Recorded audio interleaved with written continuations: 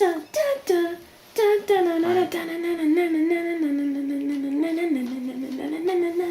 that I'm recording. Hello everyone and welcome to the Classical China Time Tour. Yay! First we'll take a quick walk through the Zhou Dynasty and see what they did for us. Other than Confucianism, I don't think they really did anything important. Yeah. Anyways, we'll go through the Qin Dynasty, which might actually take us the longest, even though it's the shortest dynasty. Irony! And lastly, we'll look at the Han Dynasty. To make it even more exciting for y'all, I've gone through the pains to invite special guests from each dynasty to speak with you. Don't feel special. Let's get started. First up is the Zhou Dynasty. Announcer, please! The Zhou Dynasty, yay! And our special guest from the Zhou Dynasty is Confucius! Thank you. So, just to give y'all a little background. During the Zhou Dynasty, the mandate of heaven proclaimed the emperor. Decentralized government was the norm. The Zhou Dynasty saw the spread of civilization from the Yellow River to the Yangtze River. This area conquered the land known as the Middle Kingdom. And I was born. Yes, Confucius was born during this time. Can you tell us a little bit about the theories you came up with in your lifetime? Why, yes, of course. My philosophy, properly dubbed Confucianism, promoted hierarchy and reciprocity.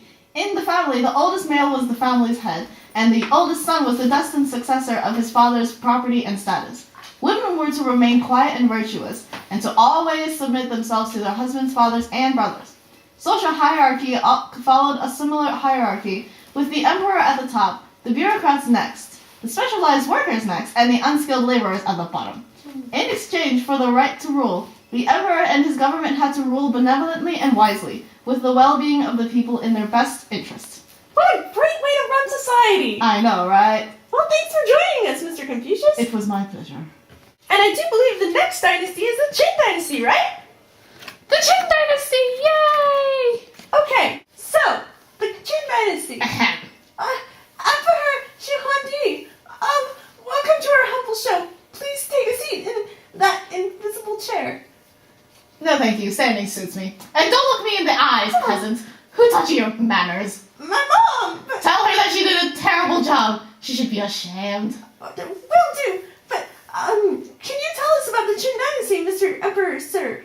Of course, it is my dynasty after all. Though my dynasty was the shortest, it was arguably the most important of all classical Chinese dynasties. Under my reign, legalism was established as the way to rule. I got rid of that foolish, decentralized Zhou government and put in my own, where I was the supreme ruler, with aristocrats handpicked by me managing regions. I established standardizations for almost everything. Language, measurements, currency, even axle lengths for wagons. Wow. Wow is right. And that's not all. I started the construction of the Great Wall, the only man-made structure visible from outer space. Actually, that's not true. What? Never mind. Please continue. I also realized the frivolousness of Confucianism, so I had those old books full of nonsense burned. Taoism, however, wasn't much of a threat to my absolute power, so I let it stand for the time being. I also had traditional scholars buried alive to teach all of China the irrelevance of Confucianism and of their weak past. And as a special treat, we also have the buried scholars here with us for an interview. Hello. Hi. Hello. So, tell us how it was like to be buried alive.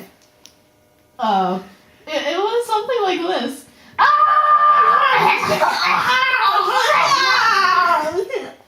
Yes, it was something like that. That's, Am I done yet? I need to get back to rolling the dead. Of course! Thank you very much for appearing, Mr. Emperor, sir. What a strange way you modern people have of addressing your superiors.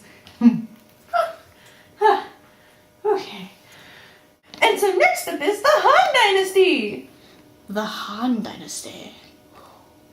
Oh yeah, the Han Dynasty! And our special guest is Emperor Wu Ti, a much nicer emperor. Wait, I mean, both emperors were great. Awesome. Yeah. I'm not late, am I? No, not at all. Good, so what am I supposed to be talking about? Just tell us a little about the Han Dynasty.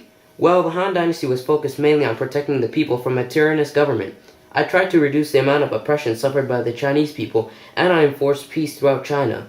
I also revived Confucianism, even though much of the writings on Confucianism had been destroyed by Xi Huangdi. And from what I understand, you expanded China China even more. Yup, expansion wasn't one of our top priorities, but it was nice to gain more land nonetheless. I see. Is there anything else you retained from the Qin dynasty? Of course, Shi Huangdi was a jerk, but he had some good ideas. I kept the standardization that he established because they provided stability and easy communication. And they also prevented minor but really annoying problems. The idea of centralized government was also a good idea since regional rulers aren't always reliable, as we learned from the Zhao dynasty. Is there anything else you'd like to say, Mr. Emperor? Well, sad to say, the Huns defeated the Han dynasty, ending the classical period in China. I'm not sure exactly what happened afterwards. Alright, thanks for joining us, Mr. Emperor. Sure. And that's the end of today's program, ladies and gents. Yep. Okay. You're sideways. You're sideways. Okay, that's good. The Qin dynasty. Ahem. Oh, Emperor Qin Huangdi. I said that totally wrong. Ahem. Emperor. What happened? Okay, so the Qin dynasty. Sorry, I have to switch. Okay, so the Qin dynasty. Ahem. Emperor. Sure. Your heart was in the way the whole time, Andy. No.